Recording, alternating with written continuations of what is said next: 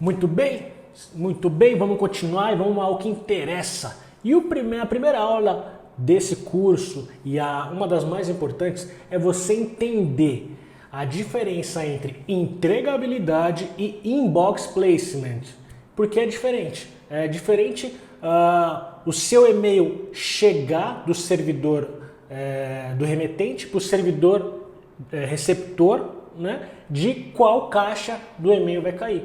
São duas coisas diferentes. E na entregabilidade, tem algumas coisas que influenciam principalmente o IP de envio. Então, se você tem um IP compartilhado, que eu acredito que a maioria de que está assistindo aqui usa um IP compartilhado, então a reputação desse IP compartilhado, ou seja, da ferramenta que você utiliza, vai dizer muito sobre se o seu e-mail vai sair do seu autoresponder e vai chegar no servidor do ESP, o provedor de e-mail, né? Então, existe um ranking de entregabilidade de ferramentas de e-mail que eu acredito que é muito importante ser seguido, né? Porque ali já foram muitos testes feitos e diversas ferramentas. E eu, pessoalmente, testei algumas ferramentas desses mais de 7 anos trabalhando com e-mail e eu tenho as minhas próprias impressões, tá? Então a ferramenta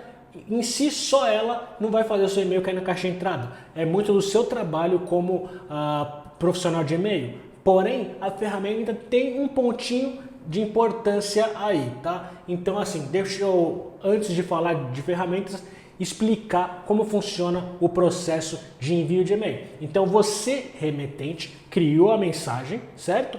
E clicou em enviar. Então, o servidor do remetente vai criptografar essa mensagem para ser enviado para o servidor destinatário, receptor, provedor de e-mail, né? Então, passou pela internet e chegou no provedor de e-mail. Esse provedor de e-mail vai ver essa mensagem criptografada, autenticar, se ela tem que ter autenticação de que você é você, primeira coisa. Depois de autenticado, vai avaliar a sua reputação como remetente de e-mails, né? Como que você se comporta, qual que é o seu score junto ao provedor de e-mail, né? Aquele em específico, porque cada provedor de e-mail tem o seu score, né? E aí ele vai decidir qual caixa que vai cair. Se é a caixa de entrada, aba promoções, aba social, spam, enfim, whatever, tá? Então isso depende muito do seu trabalho aí. Então é muito importante você entender esse processo do servidor de envio até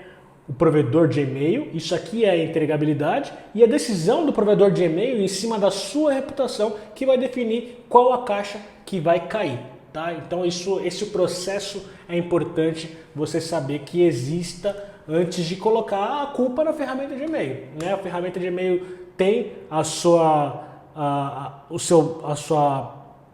culpa, entre aspas, a sua responsabilidade. Mas para isso existe um ranking que você escolhe quais são as melhores ferramentas, tá? Que já tem testes comprovados das melhores ferramentas. Só que a boa prática, como profissional de e-mail, é que vai definir muito mais ainda do seu sucesso de cair na caixa de entrada ou não, tá? Então assim, ó, qual ferramenta de e-mail utilizar? Eu tenho um documento aqui que eu escrevi para ter como base, tá? Bom, a ferramenta está muito mais relacionada com a sua experiência e as suas necessidades como profissional de e-mail do que qualquer outra coisa, tá? Porque as ferramentas mais conhecidas vão ter uma entregabilidade razoável, uma um pouco mais do que a outra. Mas eu trabalhei com algumas e eu vou falar para vocês das minhas percepções, tá? E da minha percepção eu posso falar. Eu criei um ranking meu de ferramenta de e-mail, tá bom? Eu usei, já usei GOI, GetResponse, OnTraport, Infusionsoft, LeadLovers, ConvertKit, MailChimp, ActiveCampaign. E eu criei um ranking aqui baseado em 3 pilares: entregabilidade, né, os testes que eu fiz de entrega dos e-mails, né? A entregabilidade que eu digo é trocar de ferramenta, o mesmo conteúdo de e-mail e testar em ferramentas diferentes, tá? Complexidade de automação, né? Então eu trabalho muito com funil perpétuo, então eu preciso ter uma complexidade maior e liberdade do que fazer, tá? Então preciso muito de regras, né, gatilhos de regras, tagueamento, né, enfim, e fluxo visual. Fluxo visual para mim é importantíssimo porque a minha personalidade, eu sou um cara visual, então o desenho de como tá aqui, daqui eu arrasto para cá, se ele fizer isso ele vem para cá, isso para mim é importante. Então essas ferramentas que eu citei, eu criei um rankingzinho e a campeã que hoje, quando eu estou gravando esse vídeo, é a melhor ferramenta, na minha opinião, dentre essas, tá? Até agora, é a ActiveCampaign. A vencedora ActiveCampaign. Se você quiser utilizar o ActiveCampaign, eu tenho meu link de afiliado, tá? Então, eu decidi promover sim o ActiveCampaign porque eu estou usando muito, migrei todos os meus projetos para o ActiveCampaign, estou tendo um resultado bom, cara, eu estou gostando. Então, eu me sinto na obrigação de promover. Claro, se você não quiser comprar com o meu link de afiliado, tá tudo bem. Mas se você quiser, existem alguns bônus que só eu tenho acesso. E aí eu vou deixar aqui o link de afiliado aqui embaixo e o contato do Felipe, da minha equipe, que trabalha lá na ActiveCampaign, para poder te ajudar com cupom de desconto e ter acesso aos meus bônus aí para quem comprar com o meu link de afiliado, tá bom? Depois do ActiveCampaign, o segundo lugar é o MailChimp. Cara, MailChimp é muito bom, entrega muito bem os e-mails. Você consegue colocar tags, né? Porém, você não consegue fazer muitas automações complexas, assim. É bem precário em relação a isso. Mas o fluxo visual deles, a parte visual do MailChimp é muito boa, né? Bem intuitivo, o design é muito bom.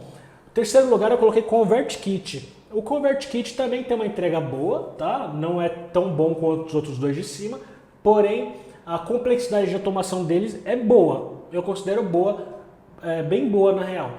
Porém, o fluxo visual não é tão intuitivo assim, então coloquei em terceiro lugar.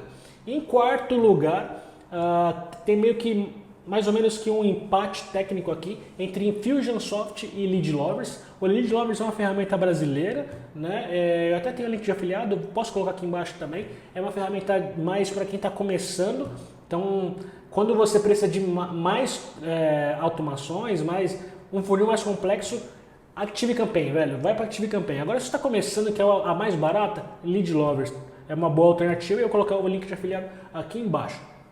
Infusionsoft também, eu já fui afiliado durante muito tempo, mas eu não promovo mais porque eu tive problemas grandes de entregabilidade. Então, quem me conhece há muitos anos sabe que eu adorava essa ferramenta porque complexidade de automação e fluxo visual são os melhores, só a ActiveCampaign que eu acho que tá pau a pau hoje.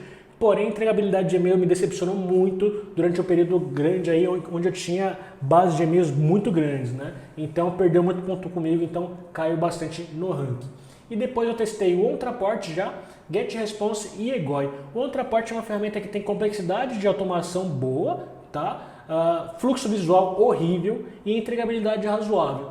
Só que é cara, então não compensa, não recomendaria. GetResponse eu usei bem pouquinho, não posso falar muito, e Egoi também bem pouquinho, foi bem no comecinho da minha jornada aí. Mas hoje, qual ferramenta usar? Se você é um negócio sólido, ActiveCampaign, você precisa de funções mais complexas, ActiveCampaign, meu link está aqui embaixo. Está começando agora, que é a mais barata, Leadlovers, que é uma brasileira e você paga em real também, beleza? Essa é a minha opinião. Eu vou deixar aqui embaixo também um link de um ranking do site emailtooltester.com, que é de janeiro de 2019, que é o ranking das ferramentas. Inclusive essas ferramentas que eu citei estão no ranking lá. Não sei se saiu o estudo novo, mas enfim, essa minha opinião e o que eu estou falando aqui é baseado no meu uso, né, como usuário, e em cima de dados também, tá? Então é isso nessa aula. Eu vou deixar um gráfico aqui embaixo também, tá, para vocês.